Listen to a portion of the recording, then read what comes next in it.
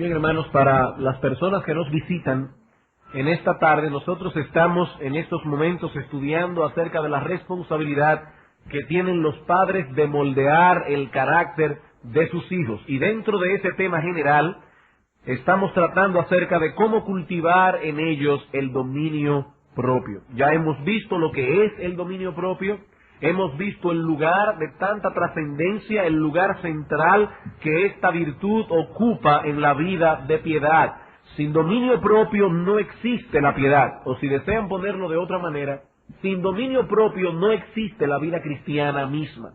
No estamos hablando de algo periférico en la vida de piedad, estamos hablando de algo central, trascendental. Un pecador no es salvo por medio del dominio propio. Eso no es lo que estamos diciendo. En ningún lugar de la Escritura se nos dice, cultiva la moderación y eso te llevará al cielo. No, ese no es el mensaje moralista que encontramos en la Escritura y por lo tanto no es el mensaje moralista que estamos trayendo en esta noche aquí. La Escritura es muy clara cuando afirma que la salvación es por gracia, por medio de la fe, y eso aparte de cualquier cosa que un ser humano pueda hacer o pueda dejar de hacer. En Romanos capítulo 3, versículos 28, dice el apóstol Pablo, concluimos pues que el hombre es justificado por fe sin las obras de la ley. ¿Y qué nos dice la ley? Bueno, básicamente nos dice, debes hacer esto, debes dejar de hacer aquello. ¿Y cuál es el pronombre tácito y sobreentendido de la ley? El pronombre es tú. Tú no matarás, tú honrarás a tu padre y a tu madre, tú no cometerás adulterio, tú no codiciarás la casa de su prójimo, ni su mujer, ni su siervo, ni su sierva, etc. Así que si el apóstol Pablo dice aquí, concluimos pues que el hombre es justificado por fe sin las obras de la ley, es a ti, es a mí que nos está quitando de en medio. No hay nada que podamos hacer, no hay nada que debamos dejar de hacer. Dios no toma en cuenta los méritos del hombre en la salvación por la sencilla razón de que el hombre no tiene mérito alguno. Sabemos que las religiones nos dicen que sí, que hay cierto mérito en el hombre, que si hacemos algunas cosas y nos abstenemos de hacer otra, podremos conseguir la salvación de nuestras almas, pero la Escritura niega esto rotundamente. Romanos capítulo 3, versículo 10, dice el apóstol hasta el 12, como está escrito, no hay justo ni aun uno, no hay quien entienda, no hay quien busque a Dios, todos, sin excepción, se desviaron, a una se hicieron inútiles, no hay quien haga lo bueno, no hay ni siquiera uno. Y más abajo en el versículo 19 dice, pero sabemos que todo lo que la ley dice, lo dice a los que están bajo la ley, para que toda boca se cierre y todo el mundo quede bajo el juicio de Dios. Ya que por las obras de la ley ningún ser humano será justificado delante de él, porque por medio de la ley es el conocimiento del pecado. Dios en ningún momento intentó salvar al hombre por medio de la ley. Ese no es el diseño divino. Nadie se ha de salvar guardando los mandamientos, porque no hay un solo ser humano que pueda tener una obediencia perfecta a todos los mandamientos de Dios. Por eso dice en el versículo 21, pero ahora, aparte de la ley, se ha manifestado la justicia de Dios, testificada por la ley y por los profetas, la justicia de Dios por medio de la fe en Jesucristo para todos los que creen en Él, porque no hay diferencia, por cuanto todos pecaron y están destituidos de la gloria de Dios, siendo justificados gratis, gratuitamente, por su gracia, mediante la redención que es en Cristo Jesús. Así que cuando decimos que el dominio propio es central en la vida cristiana, no estamos diciendo que el dominio propio es la puerta de la salvación, porque eso no es lo que enseña la Escritura. Y debemos aclarar esto, porque hay personas que nos están visitando, no queremos que se vayan a confundir en cuanto al mensaje que estamos dando aquí, tarde por tarde. Sin embargo, la misma Escritura que nos enseña que no somos salvos sino por medio de la fe, o sea que somos salvos únicamente por la fe, nos dice también que esa fe solo es verdadera cuando lleva consigo el germen de la obediencia. Esa fe solo es verdadera cuando lleva consigo una disposición de obediencia a Dios. No olviden, hermanos y amigos, que la fe es una gracia divina. Es Dios quien concede esa gracia al hombre. Y esa fe que Dios da, esa fe que Dios concede, conlleva la capacidad de creer, la capacidad de confiar, la capacidad de obedecer. Ese germen se encuentra en esa gracia que Dios da. Por ejemplo, una persona que no confía, ¿podemos decir que tiene fe? Obviamente no, porque la confianza es una parte integral de la fe. Una persona que no confía no posee fe. Eso es muy obvio, pero de igual modo podemos decir que una persona que no posee la disposición a obedecer tampoco tiene fe. Porque esa disposición a la obediencia de los mandamientos de Dios es parte integral de la fe. John MacArthur, en su libro El Evangelio según Jesucristo, dice lo siguiente al respecto. La fe que Dios otorga comprende tanto el deseo como la capacidad de obedecer a su voluntad. Y él cita Filipenses capítulo 2, versículo 13, donde dice Dios, o el apóstol Pablo, que Dios es el que produce en nosotros el querer, pero también el hacer, por su buena voluntad. Y sigue diciendo el doctor MacArthur, en otras palabras, la fe incluye obediencia. El creyente auténtico obedece, pero dado que todos retenemos los vestigios de la carne pecaminosa, nadie obedece de forma perfecta. Aquí no estamos enseñando perfeccionismo.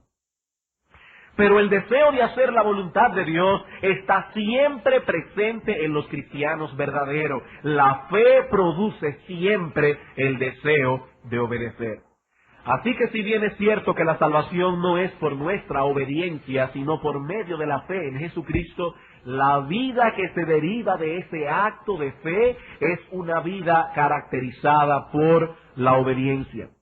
Y esa vida de obediencia solo es posible cuando deponemos nuestros deseos y nuestros sentimientos para obedecer en cambio los dictados de Dios, y eso es precisamente lo que significa tener dominio propio. Eso es exactamente lo que significa tener dominio propio. Ya hemos visto que el dominio propio no es otra cosa que el predominio de los principios bíblicos sobre nuestros sentimientos y deseos. Eso es dominio propio. Así que al fortalecer esa gracia, también se incrementará nuestra vida de obediencia. Una cosa lleva a la otra. En Lucas capítulo 9, versículo 23, el Señor Jesucristo dice lo siguiente, lo cual nos demuestra que el dominio propio es central en la vida cristiana. Dice Lucas 9:23, el Señor, y decía a todos, si alguno quiere venir en pos de mí, niéguese a sí mismo, tome su cruz cada día y sígame. Esa cruz no es ningún tipo de problema personal. Hay personas que dicen, mi esposa es mi cruz, mi esposo es mi cruz, tal enfermedad es mi cruz. Eso no es lo que enseña la Escritura. La cruz es un instrumento de crucifixión, es un instrumento de muerte. Y lo que el Señor está diciendo es que si queremos andar en obediencia a los mandamientos de Dios, tenemos que tomar el yo cada día y clavarlo en una cruz. Eso es dominio propio. Recuerden, hermanos, que la meta general que tenemos con la crianza de nuestros hijos es llevarlos a ser buenos ciudadanos de dos reinos. El reino terrenal, la nación donde les ha tocado vivir, el reino de Dios, el reino espiritual. Y dado que en ambos reinos hay leyes que obedecer, hay deberes que cumplir, es imprescindible que nuestros hijos desarrollen la voluntad, la capacidad para obedecer cuando les guste y cuando no les guste. Cuando lo quieran y cuando no lo quieran. Cuando tengan el deseo de hacerlo y cuando no lo tengan. Hermanos, basta con salir a la calle un día de semana para ver el caos que produce en una nación la carencia de esta virtud. Nosotros podemos decir que en nuestro país, en cierto sentido, reina mucha anarquía. Aquí nadie respeta, no digo nadie porque soy muy general, pero muy pocas personas respetan los semáforos. Tiran basura donde quieren. Y si a un gracioso se le ocurre la idea de perpetuar su nombre en tu pared, busca una pintura y pone José 92. Y tú sales al otro día y te encuentras que tu pared ha sido rayada porque a un gracioso se le ocurrió perpetuar su nombre en la pared de tu casa, en la verja que construiste tú con tu dinero. Eso es un caos. Ahora, ¿saben dónde se origina ese caos? Algunos dirán, bueno, se origina en el hecho de que aquí no se hacen respetar las leyes. No, allí no está el origen. Es indudable que esa falta de hacer respetar las leyes contribuye a la anarquía, pero el origen del problema es en el hogar. Allí es que está la raíz, allí es donde radica el problema. Se deja a los niños sin control alguno en el comer, sin control en el hablar, sin control en el dormir, sin control en el uso de la televisión, y lo que cosechamos finalmente es un adulto irresponsable que hace lo que quiere, como lo quiere y cuando lo quiere. Todo comienza en nuestro hogar, con nuestros hijos. Así que sin dominio propio, no se puede ser un buen ciudadano de ninguno de los dos reinos.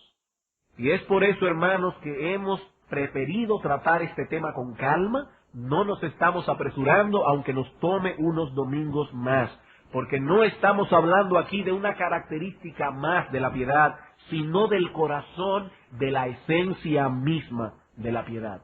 La semana pasada nosotros tratamos con el dominio propio en el comer. Hoy en la tarde vamos a tratar el dominio propio en las emociones.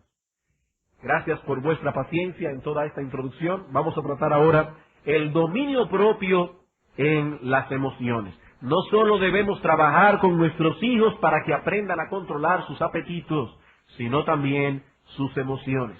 Al igual que usted y que yo, nuestros hijos tienen que aprender a manejar sus afectos para que sus afectos no terminen manejándolo a él. Ellos tienen que aprender a lidiar con 4 emociones básicas. Son muchas, pero básicamente hay 4 emociones con las que tienen que lidiar nuestros hijos. La ira, el temor, la tristeza y el gozo. La ira, el temor, la tristeza y el gozo. En la Escritura encontramos que hay una forma correcta de expresar todas esas emociones, pero también nos enseña que existe una forma incorrecta de hacerlo.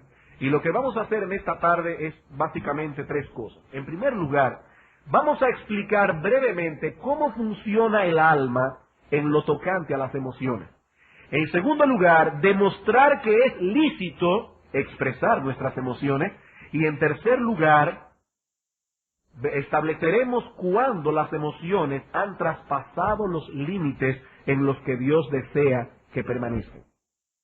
Voy a repetir. Vamos a ver en primer lugar el funcionamiento de nuestra alma en lo tocante a las emociones. Luego veremos que es lícito expresar las emociones siempre que se haga de una manera apropiada.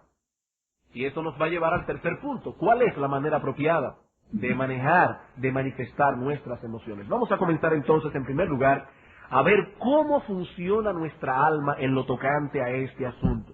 No nos extenderemos mucho en esto, pero considero, hermanos, que es importante que conozcamos un poco en cuanto a la forma en que nuestra alma funciona para que podamos conseguir un balance adecuado en el manejo de nuestras emociones. Dios ha equipado nuestras almas con 2 capacidades o 2 facultades principales. Una que es capaz de percibir, especular, discernir y juzgar todas las cosas. Una de las principales facultades, hay 2.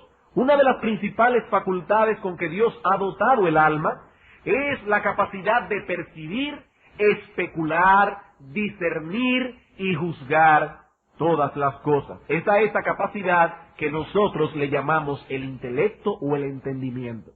Esa es la capacidad que nosotros le llamamos el entendimiento. Nuestras almas vinieron equipadas con esa capacidad de entender las cosas que percibimos a través de nuestros sentidos. Pero también tenemos otra facultad por medio de la cual somos movidos de alguna manera por aquellas cosas que percibimos.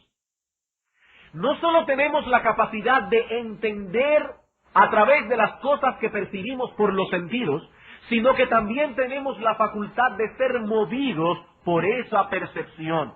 Es por eso que el hombre no es un espectador indiferente de las cosas que nos rodean, porque Dios no creó al hombre de ese modo. Usted se levanta en la mañana, lee el periódico y ve que un individuo mató a 2 personas. Y eso le indigna, eso le causa indignación. Esa es la forma en que Dios creó al ser humano. Así que cada vez que percibimos algo, esta facultad que Dios ha puesto en nuestra alma nos mueve de un modo u otro. A esa facultad algunos le llaman el corazón, otros le llaman los afectos, otros le llaman las emociones. Pero es esa capacidad que tenemos de ser movidos por medio de las cosas que percibimos. Por medio de esa facultad nos sentiremos atraídos hacia algo, también rechazaremos otras cosas. Algunas cosas nos gustarán, otras nos disgustarán. Lo aprobaremos o lo desaprobaremos. No podemos ser espectadores indiferentes. Por ejemplo, usted va caminando por la calle y de repente se encuentra con un enorme perro que está de lo más tranquilo en el jardín de una casa, pero con la puerta de la verja abierta. Usted no puede ver en ese momento si el perro está amarrado o está suelto. ¿Cuál es usualmente el proceso que ocurre dentro de nosotros en tales casos? Bueno, lo primero que pasa es que en cuestión de segundos nuestro entendimiento llega a ciertas conclusiones. Perro grande, puerta abierta, me puede morder. No es algo que uno se sienta a calcular, es algo que ocurre en cuestión de segundos. Es de esa manera que actúa el entendimiento. Pero ese proceso de pensamiento no es indiferente. No es indiferente. Nuestro corazón se acelera, algunos comienzan a sudar, sienten temor y deseos de alejarse de ese lugar lo más rápido posible. ¿Ven cómo actúa el entendimiento con las emociones? Ese temor puede diferir en grados entre una persona u otra, pero generalmente todos tendemos a rechazar aquello que nos puede causar algún daño, como también todos tendemos hacia aquello que nos agrada o que pensamos que nos puede generar algún bien. Así que el alma humana tiene la capacidad de sentir ira, odio, temor, tristeza, como también puede sentir complacencia, deleite, cariño, gozo, ternura, etc. Tenemos entendimiento y también tenemos emociones. Y Dios lo hizo de tal modo que es nuestro entendimiento el que debe manejar nuestras emociones. Esto es parte de nuestra constitución original. Fue Dios quien nos creó de este modo. Esta enseñanza nos lleva de la mano al segundo asunto que deseamos considerar en esta noche. Ya que fue Dios mismo quien diseñó al hombre con esas 2 facultades, entonces es legítimo, es lícito que expresemos nuestras emociones. Ya que fue Dios quien creó el alma de ese modo, hermanos, es lícito que expresemos nuestras emociones.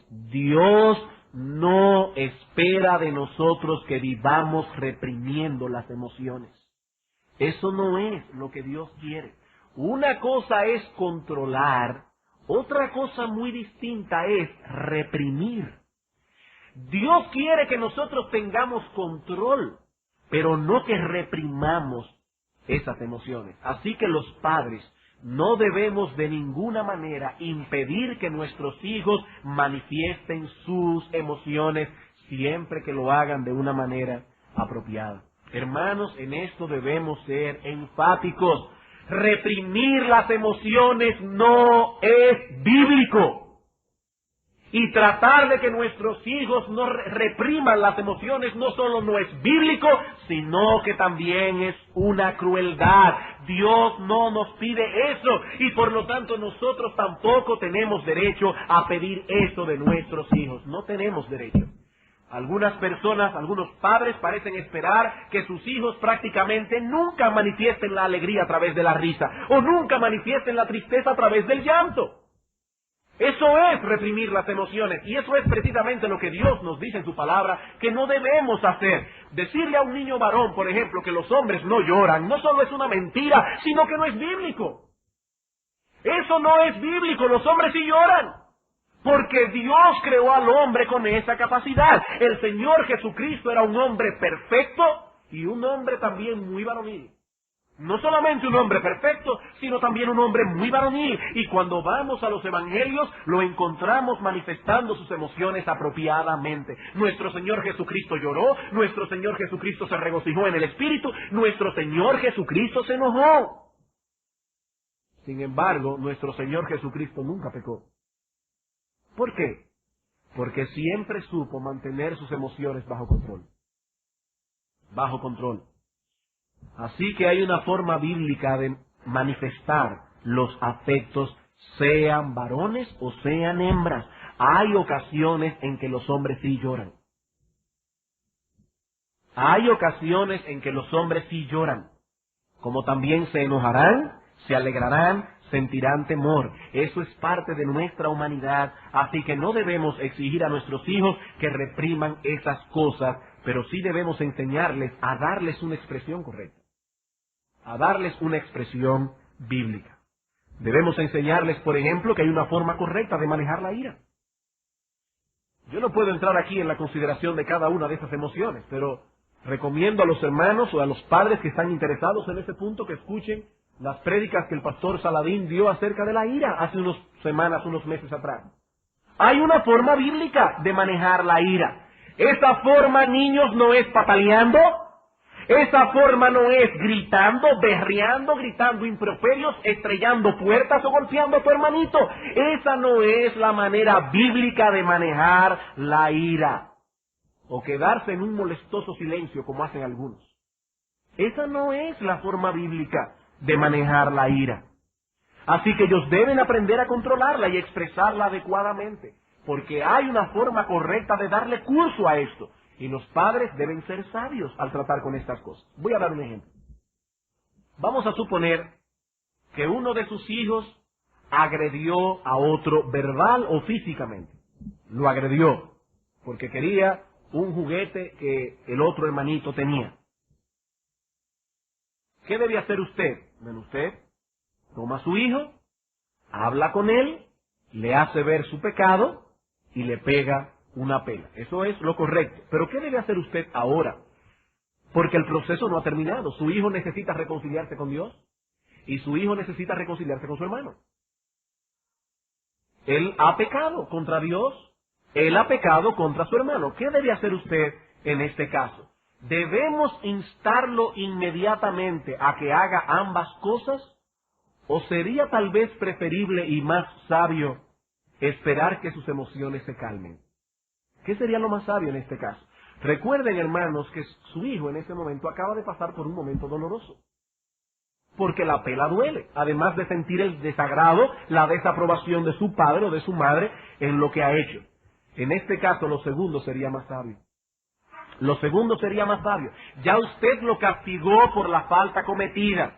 Ordénele ahora que se quede un rato en su cuarto meditando en lo que ha ocurrido. Y en un tiempo apropiado usted vuelve a hablar con él. Su hijo estará más tranquilo, más sosegado, con más aptitud para entender. Y entonces usted le dice que debe pedirle perdón a Dios y que debe pedirle perdón a su hermano.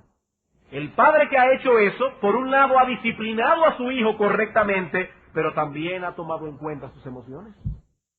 Ha tomado en cuenta que la pela le ha dolido. Eso es manejar el asunto con sabiduría. Hermanos, usted no puede pegarle una pela a un niño y luego decirle, y no quiero que me llores. Eso es una crueldad. El lloro es una forma, es una manifestación lícita de dolor. Lo que el padre no puede permitir, oigan esto, padres, lo que el padre no puede permitir de ninguna manera es que el niño le haga una rabieta. Porque hay niños que cuando le pegan una pela lloran de rabia y eso no podemos permitirlo porque ese es un lloro de rebelión. Eso sí no puede ser permitido, pero que llore es lo apropiado. Es lo apropiado. Y lo mismo ocurre con el temor. Hay cosas que infunden temor en nuestros hijos, como las hay también que nos causan temor a nosotros los adultos. ¿Qué dice el salmista en el Salmo 56, versículo 3? En el día en que temo, yo en ti confío. Eso no es lo que dice el salmista.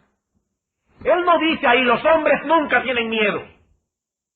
Tampoco dice en ese salmo, los verdaderos creyentes nunca sienten temor. No, eso no es lo que dice el salmista. pero él había tomado la decisión de confiar por encima de sus temores. Una cosa es sentir miedo y otra muy distinta dejarnos controlar por él. Es lo mismo que la ira. Un creyente nunca puede dejarse o debe dejarse controlar por la ira, pero la ira en sí misma no es pecaminosa porque Dios tiene ira. Y en los evangelios encontramos a nuestro Señor Jesucristo en ocasiones manifestando su enojo. La ira en sí misma no es pecaminosa. Aquí estamos hablando de un asunto de decisión. Decisión. El salmista había decidido controlar sus emociones en dependencia del Espíritu Santo. En el día que temo, dice el salmista, yo he decidido confiar. Es una decisión. Hay personas que dicen, es que yo no puedo controlar mis emociones, yo no puedo controlar la ira. Eso no es cierto. El problema nuestro es que rehusamos controlarla. Podemos, pero no queremos hacerlo en ese momento. ¿Saben por qué? Porque esa manifestación de ira es un instrumento de venganza contra la persona que nos ha molestado. Nosotros podemos controlar la ira, pero no tomamos la decisión de hacerlo porque no queremos hacerlo. Y se lo voy a demostrar con un ejemplo. Hay personas que están discutiendo acaloradamente dentro de una casa, peleando con la esposa. O esa mujer, esa esposa, peleando con el servicio. Pero entonces de repente, ¡tin-tum!, suena la puerta de la casa. Una visita inesperada, importante, con la cual nosotros no tenemos mucha confianza. Mire, en el casi 99% de los casos, la ira se va. Esta persona estaba encendida, en furor, discutiendo acaloradamente, pero desde que oyó el sonido de la puerta, se calmó, como por arte de magia. Y abre la puerta, ay, ¿cómo está usted? Pase adelante, ¿le pasa algo? No sabe, la lucha. Unos minutos antes estaba tragando a la mujer. Así que usted puede controlar la ira. Usted puede controlar la ira. En ese caso, esa persona controló la ira porque le convenía hacerlo. En el caso del creyente, nosotros seríamos ayudados a mantener nuestra ira bajo control si recordamos constantemente lo que dice Filipenses capítulo 4, versículo 5. Que vuestra gentileza sea conocida por todos los hombres porque el Señor está cerca. El Señor está cerca. Él no llega de repente como las visitas inesperadas. Él siempre está ahí, observando la forma en que te comportas. Sobre todo cuando alguien te agrede o sobre todo cuando alguien te ha quedado mal. El ebanista que te prometió hace 3 meses que te iba a llevar ese mueble a tu casa y ya han pasado 5 y todavía no va por la mitad. O el niño que te acaba de romper un jarrón costoso o que te manchó tu vestido nuevo. ¿Qué dice la Escritura? El Señor está cerca. Él está contemplando cuidadosamente la manera en que te comportas. Y dice la Escritura, amigo hermano, que vuestra gentileza sea conocida por todos los hombres. Pero recuerda, el Señor no está esperando de ti que no manifiestes ningún tipo de emoción ante estas cosas. Eso no es lo que el Señor está pretendiendo. Ay, se me acaba de romper el vestido. No, eso no es lo que Dios quiere. Eso no es lo que Dios quiere. Puede haber preocupación, hasta tristeza, porque quizás te lo regaló tu esposo el 14 de febrero. Puede haber tristeza porque se te rompió la pieza. Pero una cosa es tristeza, otra cosa es desesperación, como si fuéramos paganos. Así que no debemos reprimir las emociones, pero sí debemos controlarlas, y eso nos lleva a nuestro tercer punto. Hemos hablado aquí de que a veces las emociones se manifiestan incorrectamente. ¿Cuáles son esas manifestaciones emocionales incorrectas? ¿Cómo podemos distinguir cuando una emoción se está manifestando en una forma apropiada? No debemos reprimir a nuestros hijos para que expresen sus emociones, pero sí debemos reprimirlos si lo están haciendo incorrectamente. La pregunta es, ¿pero cómo yo sé cuándo es incorrecta una emoción? 5 cosas. En primer lugar, las emociones son incorrectas cuando están mal dirigidas o fuera de lugar. Las emociones son incorrectas cuando están mal dirigidas o fuera de lugar. Nosotros somos parte de una raza caída y por lo tanto en ocasiones nos gozamos de cosas que debieran de entristecernos, Nos entristecemos de cosas que debieran alegrarnos. Esas son emociones mal dirigidas. Por ejemplo, si uno de tus hijos se ha caído montando bicicleta y te ha dado un golpe muy duro, tú no puedes permitir que su hermanito celebre eso y se muera de la risa. ¿Por qué? Porque su hermanito se ha dado un golpe. Esa emoción de risa está fuera de lugar. Está fuera de lugar. Eso no es cosa de risa, sino de tristeza. Un ejemplo de esto lo encontramos en Segunda de Samuel, capítulo 1, versículos 11 y 12. Ustedes conocen la historia de Saúl y David. Dios había desechado a Saúl, había en cambio puesto a David como rey en Israel, pero Saúl se negaba a soltar el reino. Así que David tuvo que esperar pacientemente que Saúl se muriera para ocupar el trono. Sin embargo, en el segundo libro de Samuel, en el capítulo 1, versículos 11 y 12, vemos la forma en que reaccionó David ante la noticia de que Saúl y Jonatán habían muerto. Dice aquí: entonces David, haciendo de sus vestidos, los rasgó, y lo mismo hicieron los hombres que estaban con él, y lloraron y lamentaron y ayunaron hasta la noche por Saúl y por Jonatán su hijo, por el pueblo de Jehová y por la casa de Israel, porque habían caído a filo de espada. He aquí un hombre que tenía sus emociones puestas en su justo lugar. Este momento no era para alegrarse. Era un momento para estar triste, aún a pesar de que David iba a ser coronado finalmente como rey en Israel. Lo mismo podemos decir cuando vamos a hacer el devocional. A veces nuestros hijos, antes de hacer el devocional, están relajando mucho en la casa.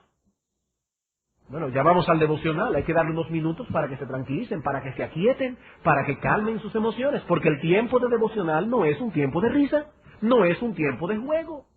Y no podemos permitir a nuestros hijos que usen ese tiempo para cherchar ni para relajar.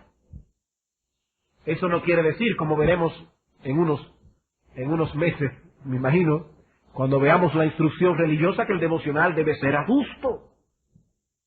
Y que todo el mundo tiene que estar así, con esa cara que aparece en los bustos de Beethoven. Eso no es lo que enseña la Escritura. Pero tampoco es un momento para reír, no es un momento para jugar. Y nuestros hijos deben saber mantener las emociones en su justo lugar. Segundo, cuando las emociones son incorrectas, cuando oscurecen la razón, engañan la mente, nos desvían de la verdad o nos seducen al error. Cuando las emociones son incorrectas, cuando oscurecen la razón, engañan la mente, nos desvían de la verdad o nos seducen llevándonos al error. ¿Cuántas personas tristemente son engañadas a diario por sus emociones? El caso típico es el de esa muchacha que le apasiona a un muchacho. Y los padres le advierten y le dicen: mi hija, a mí no me gusta esa persona para ti. Pero la muchacha no oye, se empecina en el asunto. Sus emociones han tomado tanta preponderancia en la relación que ella no es capaz de analizar objetivamente los argumentos de sus padres. Recuerden que Dios nos creó, o que Dios no creó las emociones para que sean un ente independiente. Nuestras almas poseen dos facultades: el entendimiento y los afectos. Primero entendemos algo y luego la comprensión de ese algo nos afecta de un modo u otro. Pero cuando las emociones ocupan el lugar que le corresponde al entendimiento, está fuera de lugar. Está fuera de lugar. Debemos enseñar a nuestros hijos a guiarse por la razón, no por las emociones. Vamos a suponer que ocurrió algo en la casa que ha causado cierta tristeza. Por ejemplo, se murió un animalito al que le habían tomado mucho cariño. Eso pasa muy a menudo en las casas que tienen animalitos, sea lo que sea. Es comprensible que haya tristeza y aún hasta llanto, sobre todo en los niños que se encariñan más con los animales. Pero resulta que ahora su hijo no desea ir al colegio porque está demasiado triste como para acudir a clase. ¿Qué debe hacer usted en ese caso? ¿Qué debe hacer un padre en ese caso?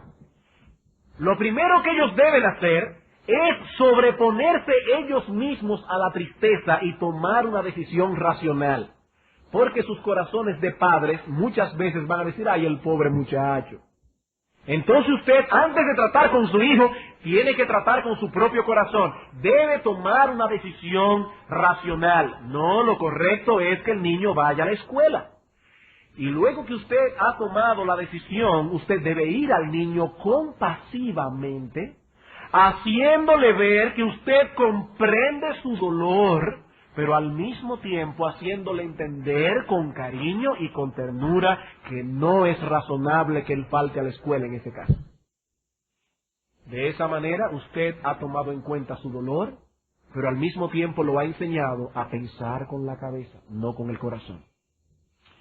Tercero, cuando las emociones están fuera de lugar, cuando se rebelan contra el gobierno de la voluntad, dificultando la obediencia o inclinándonos a actuar siguiendo los dictados de nuestra corrupción. Repito, cuando se rebelan contra el gobierno de la voluntad, dificultando la obediencia o inclinándonos a actuar siguiendo los dictados de nuestra corrupción.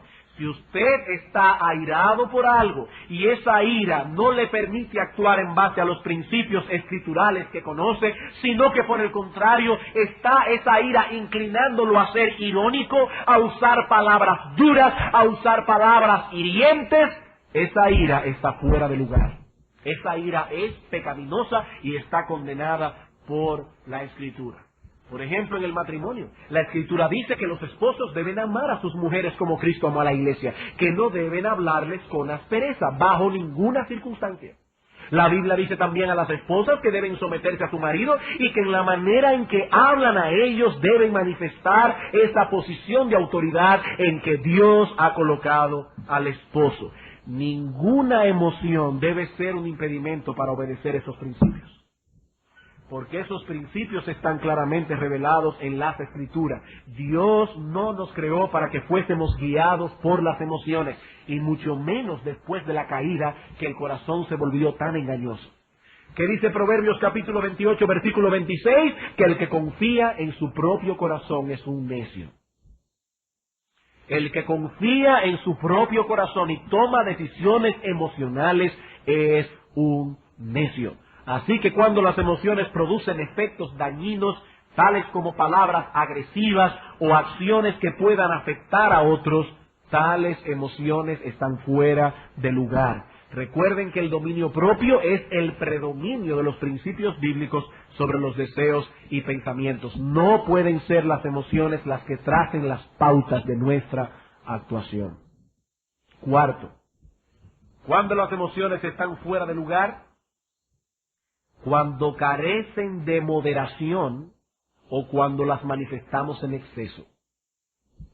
Cuando las emociones están fuera de lugar, cuando carecen de moderación o cuando la manifestamos en exceso. Algo que debemos enseñar a nuestros hijos es a controlar el grado de sus emociones. Por ejemplo, es muy común que los niños hablen mucho cuando están excitados por algo.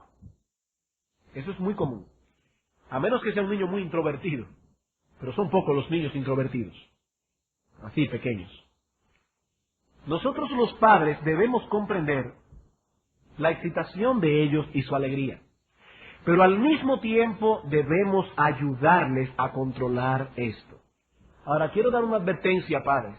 La forma de controlar esto no es diciéndole al niño, muchacho, cálmate, que parece un loquito.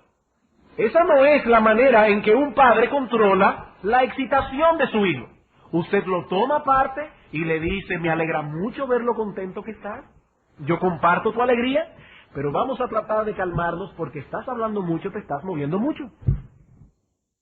Hay que calmarlo, hay que enseñarle a controlar eso. Lo que estamos tratando de lograr no es que el niño se comporte como si nada estuviese pasando, porque él está contento. Y esa alegría lo lleva a estar excitado. Y eso es natural. Lo que estamos tratando de hacer es ayudarle a controlar esto. Porque las emociones cuando son excesivas están fuera de lugar. Y por último, cuando las emociones están fuera de lugar, cuando no tienen un límite en cuanto a la duración. Ya no estamos hablando aquí del grado en que se expresa la emoción, estamos hablando del límite de la duración. Dice el autor de Eclesiastés, en Eclesiastés capítulo 3, que en la vida hay tiempo para todo, incluyendo las emociones. Hay tiempo de llorar, hay tiempo de reír, hay tiempo de endechar, hay tiempo de bailar. Pero hay algunas personas que parecen estar siempre en un mismo canal. Si es a reír, no paran de reír. Y hay otros que están casi siempre reflejando en sus rostros que se les está cayendo el mundo encima.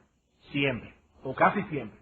Pero hermanos, en la vida hay ocasiones y situaciones variadas y por lo tanto deben haber emociones variadas. La vida no es un chiste continuo, pero tampoco es una tristeza continua. Hay que ser balanceados en este asunto. Algunas personas difícilmente toman nada en serio y eso no está bien.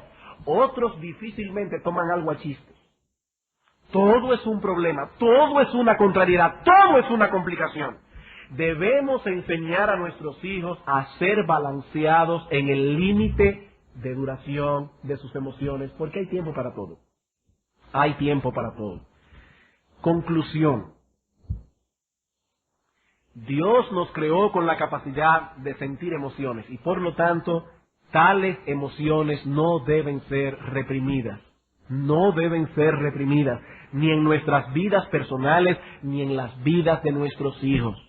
Pero los padres tenemos la responsabilidad de enseñarles a tener esas emociones bajo control. Sobre todo, tenemos la responsabilidad de vivir delante de ellos una vida balanceada, que pueda ser un modelo a copiar en este asunto. Hay tiempo de reír, hay tiempo de llorar, hay tiempo para sentir ternura y afecto, hay tiempo para sentir indignación y enojo. Hermanos, cuando salen cosas en el periódico como el que salió en estos días, que un individuo se molestó con otro en el parqueo, le pegó un balazo a él, le pegó un balazo a ella. Hermanos, esas cosas indignan. Ser espiritual no es quedarse como si nada estuviese pasando. Esas cosas indignan. Y esa indignación no es más que un reflejo de la imagen divina en nosotros, porque Dios también siente indignación por causa del pecado. Y Dios no desea que nosotros seamos estoicos, personas que no sienten frío ni sienten calor. Eso no es humano y Dios no nos creó de esa manera. El hombre piadoso no es aquel que nunca se ríe, como algunas personas parecen pensar. Tampoco es aquel que siempre está haciendo chistes, como si en la vida nunca hubiera un problema. El hombre piadoso es balanceado. Él sabe cómo y cuándo expresar sus emociones. Y a medida que él va creciendo y madurando, se parece cada vez más al Señor Jesucristo en eso. Porque el Señor Jesucristo era un hombre balanceado. Era un hombre balanceado. Hermanos, que el Señor nos ayude para continuar desarrollando el dominio de nuestras emociones y que podamos al mismo tiempo desarrollar esa virtud en la vida de nuestros hijos. Debemos ser personas balanceadas. Debemos tener dominio propio en el comer, dominio propio en los afectos. Vamos a orar.